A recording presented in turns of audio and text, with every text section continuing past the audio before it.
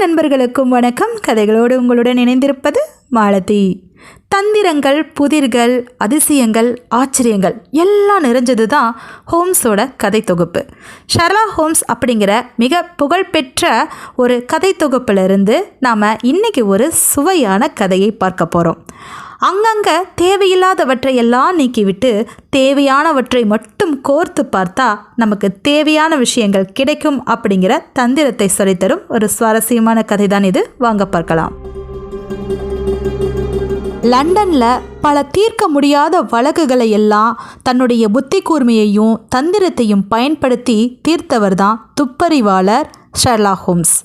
இந்த கதாபாத்திரத்தை கூட எப்போதுமே அவருடைய உற்ற நண்பரான டாக்டர் வாட்சன் அப்படிங்கிற கதாபாத்திரமும் இருக்கும். டாக்டர் வாட்சன் முன்னாடி இராணுவத்தில் பணிபுரிஞ்சிருப்பார். அதற்கப்புறமா அங்கிருந்து ஓய்வு பெற்று இப்போது ஷெர்லாக் ஹோம்ஸுக்கு உதவியாக இருப்பார். அது மட்டும் இல்லாமல் தன்னுடைய மருத்துவ பணியையும் தொடர்ந்துட்டு இருப்பார். அப்படிப்பட்ட நேரத்தில் தான் ஒரு நாள் ஹோம்ஸ் லண்டனில் இருக்கிற பேக்கர் தெருவில் தன்னோட அறையில் இருந்தார். அப்போது வாட்சன் வேறு ஒரு அறையில் தங்கியிருந்தார். அங்கிருந்து ஹோம்ஸை பார்ப்பதற்காக அவரோட வீட்டு கதவை தட்டுறாரு. அப்படி அந்த வீட்டு கதவை தட்டி திறந்தபோது ஹோம்ஸ் கூட ஒரு வயதான மனிதர் பேச்சுவார்த்தையில் ஈடுபட்டிருந்தார். வாட்சன் அவரை ஆச்சரியத்தோடு பார்த்தார். ஏன்னா அவரோட தலைமுடி ரொம்பவே சிகப்பாக இருந்துச்சு. அவரோட முகமும் சிவந்து போய் இருந்துச்சு. ரொம்பவே வருத்தத்தில் இருக்கிறாரு அப்படிங்கிறது தெரிஞ்சிச்சு. பருமனாகவும் இருந்தார். இப்படிப்பட்ட அவர் கூட ஹோம்ஸ் பேசிகிட்டு இருக்கிறத பார்த்த வாட்சன், நான் வெளியில் கிளம்புறேன்னு சொல்ல ஹோம்ஸ் அவரை துணைக்கு கூப்பிடுறாரு. நீங்கள் நிறைய வழக்குகளில் எனக்கு உதவியாக இருந்திருக்கீங்க. இப்போது இதோ இவர் கொண்டு வந்திருக்கிற வழக்கையும் நீங்கள் கேட்டு எனக்கு உதவியாக இருக்கணும் அப்படின்னு கூப்பிடுறாரு.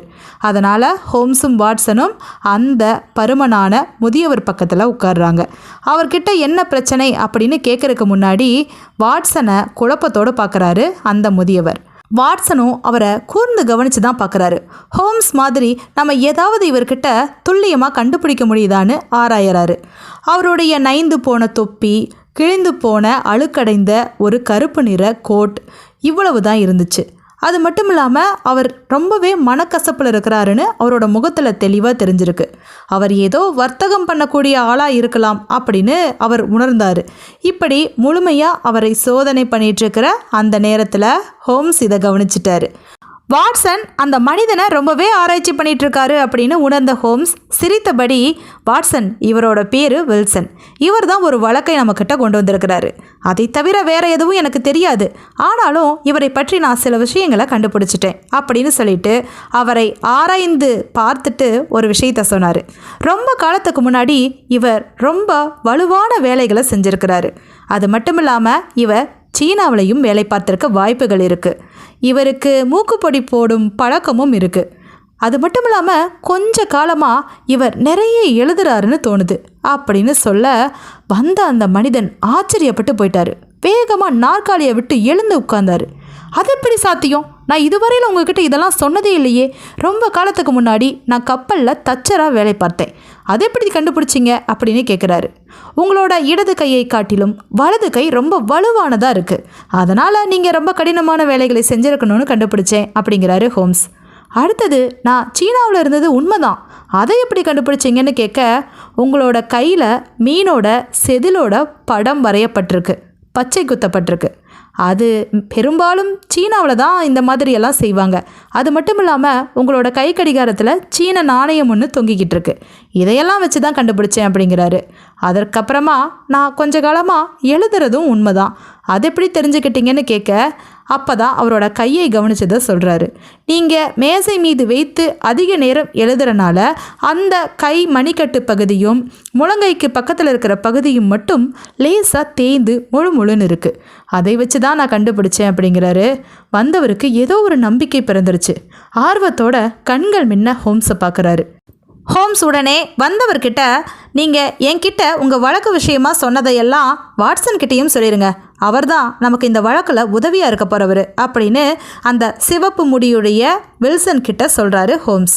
உடனே அவர் தன்னுடைய கோட் பாக்கெட்டிலிருந்து அழுக்கடைந்த பழைய செய்தித்தாள் ஒன்றை எடுத்தார். அந்த செய்தித்தாள் 2 மாதங்களுக்கு முன்னால் வெளிவந்தது. அதில் ஏதோ ஒரு விளம்பரத்தை அவர் தன்னுடைய முழங்கால் மீது போட்டு தேடிக்கிட்டு இருந்தார். அந்த நேரத்தில் அந்த விளம்பரத்தையும் கண்டுபிடிச்சு அதை வாட்சன் கிட்ட கொடுக்குறாரு. நீங்களே இதை படித்து பாருங்க அப்படின்னு சொல்ல அதில் ஒரு வித்தியாசமான விளம்பரம் வந்திருந்துச்சு.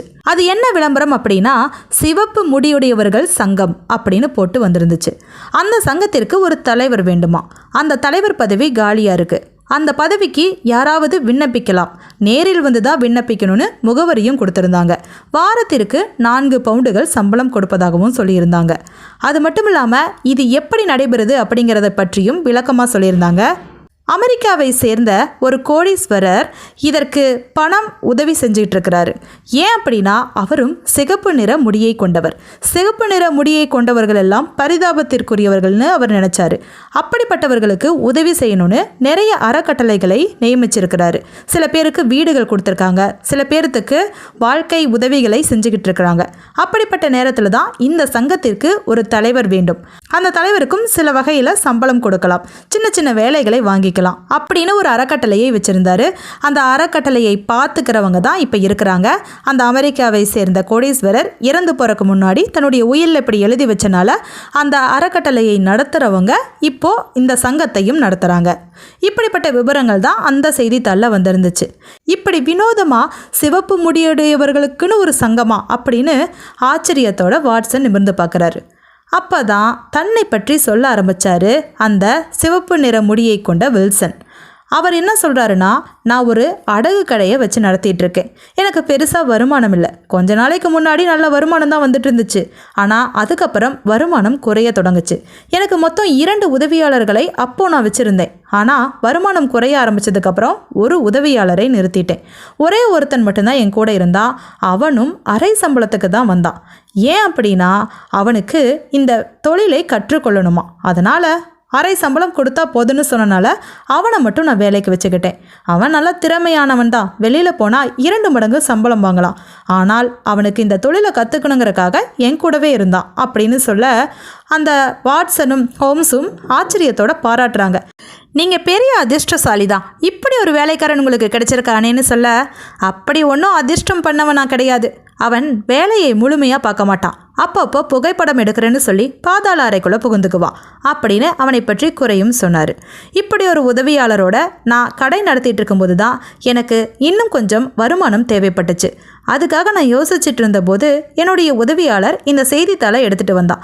சிவப்பு நிற முடியுடையவராக இருந்தால் நானும் இந்த மாதிரி வேலைக்கு போயிருப்பேனே அப்படின்னு சொல்லிட்டு தான் இந்த செய்தித்தாளை எங்கிட்ட கொண்டு வந்து காமிச்சான். அதை பார்த்ததும் எனக்கு ஒரு ஆசை வந்துச்சு. சரி, நாம் ஏன் இதை முயற்சிக்க கூடாது அப்படின்னு நினச்சேன். அவனும் அதற்கு ஊக்கம் கொடுத்தான். அந்த உதவியாளனும் நானும் இந்த செய்தித்தாளில் கொடுத்துருக்கிற முகவரிக்கு நேராகவே போனோம். அங்கே போய் பார்த்த பின்னாடி தான் தெரியுது சிவப்பு நிற முடியை கொண்டவர்கள் எத்தனை பேர் இருக்கிறாங்கன்னு. நல்ல வேலையாக அந்த விளம்பரம் லண்டன்காரங்களுக்கு மட்டுமே கொடுத்துருந்தாங்க. இருந்தாலும் அது ஓரளவிற்கான கூட்டம் தான். அந்த கூட்டத்திற்குள்ளே புகுந்து நானும் என் உதவியாளரும் அங்கே என்ன நடக்குதுன்னு பார்த்துட்டு இருந்தோம்.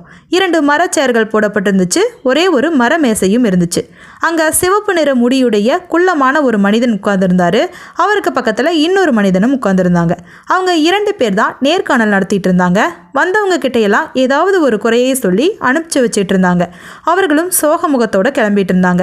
அடுத்ததாக என் முறை வந்துச்சு. நானும் என் உதவியாளரும் அந்த நாற்காலியில் போய் உட்கார்ந்தோம். அங்கிருந்த மனிதன் என்னுடைய சிவப்பு நிற முடியை வேகமாக இழுத்து பார்த்தான். அது உண்மையானு தெரிஞ்சுக்க எனக்கு கண்களில் தண்ணீர் வர அளவுக்கு இழுத்தான். அதற்கப்புறமா இது ஒரு சோதனை தானே சிரித்தான். அதுக்கப்புறம் என்கிட்ட சில கேள்விகளை கேட்டாங்க. உங்களுக்கு இந்த வேலை அவசியமானாங்க. ஆமாம் அப்படின்னு சொன்னேன். உங்களுக்கு குடும்பம் இருக்கா, திருமணம் ஆயிருச்சான்னு கேட்டான். எனக்கு குடும்பம் இருந்தது, ஆனால் இப்போது என்னுடைய மனைவி உயிரோடு இல்லை அப்படின்னு சொன்னேன். குடும்பம் இல்லையான்னு யோசிச்சாங்க. அப்போது எனக்கு வேலை கிடைக்காதுன்னு தான் நினச்சேன். அதுக்கப்புறமா யோசிச்சுட்டு சரி பார்த்துக்கலாம், உங்களுக்கு நாங்கள் வேலை போட்டு தரோம், நீங்கள் தினமும் இங்கே வர முடியுமா அப்படின்னு கேட்டாங்க.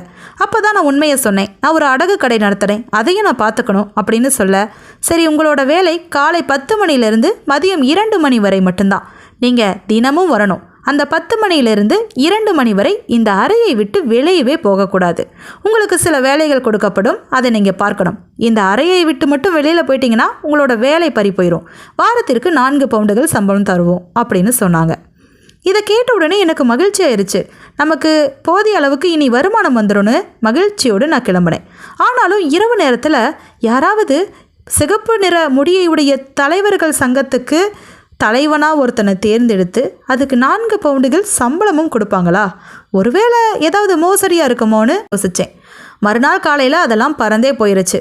அவங்க ஒரே ஒரு விஷயத்தை தான் சொன்னாங்க. வரும்போது மை, எழுதுகோல், சில காகிதங்கள் இதை மட்டும் எடுத்துகிட்டு வாங்க. சில விஷயங்களை நீங்கள் நகலெடுக்க வேண்டியிருக்கும் அப்படின்னு ஒரு புத்தகத்தையும் கொடுத்தாங்க. அதனால் மறுநாள் நான் அந்த இடத்துக்கு போனேன். அங்கே அறைக்குள்ளே எனக்கு ஒரு புத்தகமும் நகலெடுக்கிறதுக்கு தேவையான வசதிகளும் கொடுக்கப்பட்டுச்சு. அங்கே உட்கார்ந்து அரை நாள் முழுக்க அதை எழுதுவது தான் என்னோடய வேலை. அதனால தான் என்னுடைய மணிக்கட்டும் முழங்கை பக்கமும் தேய்ந்து போயிருக்கும் அப்படின்னு சொன்னார். இப்படி தினமும் எழுதி எழுதி வச்சுட்டு வருவேன். வாரமான 4 பவுண்டுகள் சம்பளம் கிடைச்சிச்சு. இந்த வேலைகள் எதுக்கு செய்கிறேன்னு எனக்கும் தெரியல. அதை அவங்க என்ன பண்ணுறாங்கன்னு புரியலை. இப்படி நடந்துட்டு இருக்கும்போது 2 மாதங்கள், கிட்டத்தட்ட 8 வாரங்கள் அந்த வேலைக்கு போய் நான் 30 பவுண்டுகளை சம்பாரிச்சிட்டேன். அதற்கப்புறமா ஒரு நாள் காலையில் 10 மணிக்கு கிளம்பி அந்த அலுவலகத்துக்கு முன்னாடி போய் நின்னா அங்கே ஒரு பலகை வைக்கப்பட்டிருந்துச்சு அப்படின்னு அந்த பலகையையும் கையோடு கொண்டு வந்திருந்தார். அதில் என்ன எழுதியிருந்துச்சு அப்படின்னா, சிவப்பு நிற முடியுடையவர்களுடைய சங்கம் கலைக்கப்பட்டு விட்டது அப்படின்னு. இதை பார்த்ததுமே எனக்கு ஆச்சரியம். இப்படி ஒரு சங்கம் வச்சதே ஆச்சரியமாக தான் இருக்குது. அதை கலைக்கவும் செஞ்சுட்டாங்க. இதையெல்லாம் செய்யறது யார், எங்கே போனாங்க அப்படின்னு பக்கத்தில் இருக்கிறவங்க கிட்ட விசாரித்தேன். இதை பற்றி யாருக்குமே எதுவுமே தெரியல. இப்படி ஒரு சங்கம் இருக்குதான்னு ஆச்சரியம்தான் பட்டாங்க. அது மட்டும் இல்லாமல் அந்த சங்கத்திற்காக என்னை தேர்ந்தெடுத்தார் இல்லையா, சிவப்பு நிற முடியுடைய ஒருத்தர், அவரை பற்றி விசாரித்தேன். அவர் பெரிய வழக்கறிஞராம். அவருடைய இடம் வேறு இடத்துல இருக்குதுன்னு சொல்லி அந்த முகவரியை கொடுத்தாங்க. அங்கே போய் பார்த்தா முழங்கால் மூட்டு தயாரிக்கும் நிறுவனம் தான் இருந்துச்சே தவிர வேறு எதுவுமே இல்லை. அதுவும் போலி அப்படின்னு தெரிஞ்சுக்கிட்டு இப்படி ஒரு போலி நாடகம் ஆடி தன்னை வேலைக்கு அமர்த்தியது எதற்காக அப்படின்னு புரியாமல் தான் இப்போது உங்ககிட்ட வந்திருக்கேன் அப்படின்னு சொன்னார். இப்படி சொல்கிறத கேட்ட உடனே, உங்கள் கூட இது எல்லாவற்றிலும் இருந்தது உங்களோட உதவியாளன் மட்டும்தானே, அவரை பற்றி சொல்லுங்க அப்படின்னு சொல்ல, அவன் வாலிப வயசை உடையவன் தான். ஆனால் பார்த்தா அவன் வயசை சரியாக சொல்லவே முடியாது. அவன் முகத்தில் ஒரு முடி கூட இருக்காது. அப்படிப்பட்டவன் தான். அவன் ரொம்ப நல்லவன் தான் அப்படின்னு சொல்கிறாரு. அவன் இன்னும் உங்கள் கூட தான் இருக்கிறானான்னு கேட்க, ஆமாம், அவன் என் கூட தான் இருக்கிறான். இப்போ கூட அவன் தான் கடையை பார்த்துட்ருக்கான் அப்படின்னு சொன்னார். நீங்கள் வேலைக்கு போன நேரத்தில் உங்கள் கடையில் ஏதாவது மாற்றம் தெரிஞ்சிச்சா அப்படின்னு ஹோம்ஸ் கேட்க, அப்படியெல்லாம் இல்லை, அவன் கடையை நல்லா தான் பார்த்துக்கிட்டான் அப்படின்னு சொன்னார். உங்கள் கடையில் வருமானம் எந்த அளவுக்கு இருக்கும் அப்படின்னு கேட்க, காலை நேரத்தில் பெருசாக இருக்காது, மாலை நேரத்தில் தான் இருக்கும். அந்த நேரத்தில் நான் கண்டிப்பாக வந்துடுவனே, அதனால் அவன் ஒன்றும் ஏமாற்றுவது போல் தெரியல அப்படின்னு சொன்னார். இது எல்லாவற்றையும் கேட்டு ஹோம்ஸும் வாட்சனும் ஒருவரை ஒருவர் பார்த்துக்கிட்டாங்க. உடனே ஹோம்ஸ் சொன்னார், சரி, நீங்கள் கொஞ்சம் கூட கவலைப்படாதீங்க, இன்றைக்கி சனிக்கிழமை, நிச்சயமாக திங்கட்கிழமைக்குள்ளே இந்த வழக்கை நான் தீர்த்துருவேன் அப்படின்னு சொல்கிறாரு. சரின்னு சொல்லிட்டு அந்த சிவப்பு நிற முடியுடையவர் கிளம்பி போகிறாரு. அதற்கப்புறமா ஹோம்ஸும் வாட்சனும் இதை பற்றி விவாதிக்கிறாங்க. கொஞ்ச நேரம் தனக்கு தனிமை தேவைப்பட்டதா ஹோம்ஸ் சொன்னார். 1 மணி நேரம் தனியாக கால்களை மடக்கி நாற்காலியில் கண்மூடி யோசிச்சார். அதுக்கப்புறமா வேகமாக தொப்பியை எடுத்து மாட்டிக்கிட்டு, வாட்சன் கிளம்புங்க, நம்ம வெளியில் போகணும் அப்படின்னாரு. அப்படி கிளம்பிய 2 பேரும் போன இடம் எங்கே தெரியுமா? இப்போ வந்துட்டு போனாரே சிவப்பு முடியுடைய வில்சன், அவருடைய வீட்டுக்கு தான். அவருடைய கடை இருந்த இடத்துக்கு போகிறாங்க. அந்த தெருவையே சுற்றி சுற்றி பார்க்குறாங்க. அங்கே 4 வரிசையில் 2 மாடி செங்கல் வீடுகள் இருந்துச்சு. அதில் ஒரு மூலையில் பழுப்பு நிற பலகையில் தான் வில்சனுடைய பேர் போட்டு கடையும் இருந்துச்சு. அந்த கடையை பார்த்துட்டு அதை சுற்றி சுற்றி பார்க்குறாங்க. களை பிடுங்காத புற்கள் இருந்துச்சு. புதர்கள் சிலது வாடி போய் கிடந்துச்சு. அந்த இடமே ஒரு மார்க்கமாக தான் இருந்துச்சு. அதுக்கப்புறமா அங்கே இருக்கிற நடைபாதை மீது குச்சியை வைத்து தட்டி தட்டி பார்த்தாரு ஹோம்ஸ். அதுக்கப்புறம் முகத்தில் ஒரு புன்னகை. வேகமாக போய் வில்சனுடைய கடையை தட்டினார். அங்கிருந்து ஒரு வாலிபன் வந்தான். அவனை பார்க்க ரொம்ப வித்தியாசமாக இருந்துச்சு. நெற்றியில் ஏதோ ஒரு தழும்பு இருந்துச்சு. ஆனால் ஹோம்ஸ் அங்கே முழுக்க முழுக்க கவனிச்சது அவனை கிடையாது, அவனுடைய முழங்கால்களை. அதற்கப்புறம் சிரித்தபடியே திரும்பி வந்துட்டார். அதுக்கப்புறம் வாட்சன் கிட்ட, சரி வாங்க, இந்த வீட்டிற்கு மறுபுறம் என்ன இருக்குதுன்னு பார்க்கலாம் அப்படின்னு அந்த வீட்டிற்கு மறுபுற தெருவுக்கு போகிறாங்க. பார்த்தா அதிசயமாக இருக்குது. இந்த பக்கம் தெரு இப்படி பாலடைஞ்ச மாதிரி கிடக்கு. மறுபக்கமோ மிகப்பெரிய வணிக வளாகங்கள் நிறைய இருக்குது. கூட்ட நெரிசலாக இருக்குது. அங்கே மக்கள் நடமாட்டமும் அதிகமாகி அந்த பாதையே கருப்பு நிறமாக காட்சி தருது. இப்படி நிறைய இடங்கள் அங்கே இருக்கிறத பார்த்ததையுமே வாட்சனை பார்த்து ஹோம்ஸ் வாங்க நம்ம போய் வயலின் இசையை கேட்போம், கொஞ்ச நேரம் நல்லா சாப்பிட்டுட்டு வருவோன்னு சொல்லி வாட்சனை கூப்பிட்டுட்டு மதியம் சாப்பாட்டுக்கு அங்கே போகிறாரு. அதுக்கப்புறம் இசையை கேட்டு ரசிக்கிறாங்க. அதுக்கப்புறமா திரும்ப தங்களோட அறைக்கு வந்துடுறாங்க. இன்னைக்கு இரவு நீங்கள் வீட்டுக்கு போயிட்டு வந்துடுங்க, 10 மணி சுமாருக்கு இதே இடத்துக்கு வந்துடுங்க, மிகப்பெரிய வேலை இருக்குது, வரும்போது உங்களுடைய கை துப்பாக்கியையும் கொண்டு வாங்கங்கிறாரு. வாட்சனுக்கு தான் ஒன்றுமே புரியலை. ஹோம்ஸ் கூடவே தான் சுற்றினாரு. ஹோம்ஸ் எதுவும் பெருசாக செஞ்ச மாதிரி தெரியல, ஆனால் அப்படின்னு சொல்லி யோசித்தபடியே தன்னோட அறைக்கு போயிட்டாரு. அதுக்கப்புறமா இரவு 10 மணிக்கு வாட்சன் வந்தார். வரும்போது ஹோம்ஸோட அறையில் இன்னும் 2 பேர் இருந்தாங்க. அதில் ஒருத்தரை வாட்சனுக்கு நல்லாவே தெரியும், அது காவல்துறை அதிகாரி தான். இன்னொருவர் பார்க்க ரொம்பவே நாகரிகமாக இருந்தார், பெரிய கோட் போட்டிருந்தாரு, கம்பீரமாக இருந்தார். அவரை பார்த்த உடனே இவர் யாராக இருக்குன்னு யோசிச்சாரு. அப்போ தான் ஹோம்ஸ் அறிமுகம் பண்ணார். இவர் ஒரு வங்கியுடைய இயக்குனர், இவரும் இன்னைக்கு இரவு நம்ம கூட பங்கெடுத்துக்க போகிறாரு, இப்போது நம்ம ஒரு குழுவாக இருந்து செயல்பட போகிறோம் அப்படின்னாரு. ஆனால் எந்த விவரத்தையும் முழுமையாக சொல்லவே மாட்டார் ஹோம்ஸ். கடைசியாக நடக்கும்போது தான் புரிஞ்சுக்கணும். இது எப்போதுமே ஹோம்ஸோட பழக்கம்தான். அதனால் அவங்க 4 பேரும் சேர்ந்து இப்போது அந்த சிவப்பு முடியுடைய வில்சனுடைய கடைக்கு பக்கமாக போகிறாங்க. அங்கே போய் காத்திருக்கிறாங்க. அதுக்கப்புறமா அந்த கடைக்கு பின்புறம் போய் பார்க்கலான்னு பின்புறம் போகிறாங்க. அதான் அந்த நிறைய வணிக வளாகங்கள் இருந்துச்சே, அந்த பக்கமாக போகிறாங்க.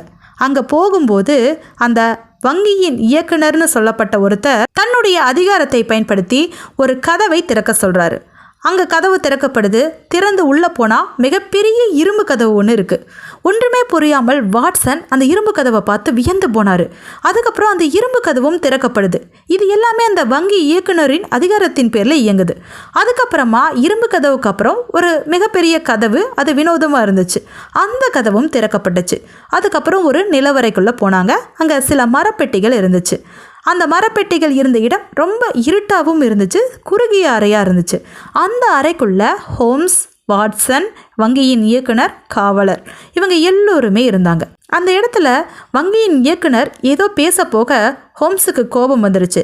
நீங்கள் அந்த பெட்டி மீது அமைதியாக உட்காருங்க அப்படின்னு சொல்லிட்டு அங்கே விளக்கை எடுத்துகிட்டு போய் தரையை ஆராய்ச்சி பண்ணினார். அந்த தரையில் கல் சுவருக்கு இடையில இடுக்கில் ஏதோ வெளிச்சம் தெரியுது. ஹோம்ஸ் முகத்தில் ஒரே திருப்தி. சரி, நாம் இன்னும் 1 மணி நேரம் காத்திருக்கணும் அப்படின்னு விளக்கு அணைச்சிட்டாரு. அவ்வளவு பெரிய இருளில் இதுவரையிலும் நான் இருந்ததே இல்லை அப்படின்னு வாட்சன் மனசுக்குள்ளே நினச்சிக்கிட்டாரு. அதுக்கப்புறம் எல்லோருமே காத்திருக்க தொடங்கினாங்க. 1 மணி நேரத்துக்கு அப்புறமா யாராவது மேலே வந்தா, வாட்சன் அதுவும் துப்பாக்கியோடு வந்தா நீங்கள் கன நேரம் கூட தாமதிக்காமல் சுற்றுங்க அப்படின்னு சொல்லி கிசுகிசுப்பாக சொன்னார். அதுக்கப்புறம் ரொம்ப நேரம் காத்திருந்தாங்க. கிட்டத்தட்ட விடிந்தே போகிற மாதிரி வாட்சனுக்கு நேரம் போயிட்டு இருந்துச்சு. ஆனால் 1.25 மணி நேரம் தான் ஆயிருக்கு. அப்போது அங்கே ஒரு அதிர்வு தெரிஞ்சிச்சு. அங்கே ஏதோ ஒரு நகர்த்துற மாதிரி, அதாவது அந்த கல்தரையை நகர்த்துவது போல் தெரிஞ்சிச்சு. அந்த கல்தரைக்கு மேலே 2 விரல்கள் மேலே வந்துச்சு. அதுக்கப்புறம் மேலும் உள்ளிழுக்கப்பட்டுருச்சு. திரும்ப கொஞ்ச நேரத்தில் தலைப்பகுதி தெரிஞ்சிச்சு. யாரோ ஒரு மனிதன் மேலே வந்தான். அதுக்கப்புறமா சிகப்பு நிற முடியுடைய ஒரு மனிதனை மேலே இழுத்தான். இந்த காட்சியெல்லாம் பார்த்துட்டு இருந்தபோது ஹோம்ஸ் தன் கையில் கொண்டு வந்திருந்த வேட்டை சவுக்கால் அங்கே ஒரு சத்தத்தை எழுப்பினார். அது என்ன சத்தம் அப்படின்னா, மேலே வந்தவன் கையில் துப்பாக்கி இருந்திருக்கு. அந்த வேட்டை சவுக்கால் அவன் கையை இழுத்து பிடிச்சி அந்த துப்பாக்கியை கீழே தள்ளி விட்டுட்டார். மேலே வந்த மனிதன் வேற யாரும் கிடையாது, அந்த வில்சன், சிவப்பு நிற முடியுடையவர் இருக்கிறார் இல்லையா, அவருடைய உதவியால்.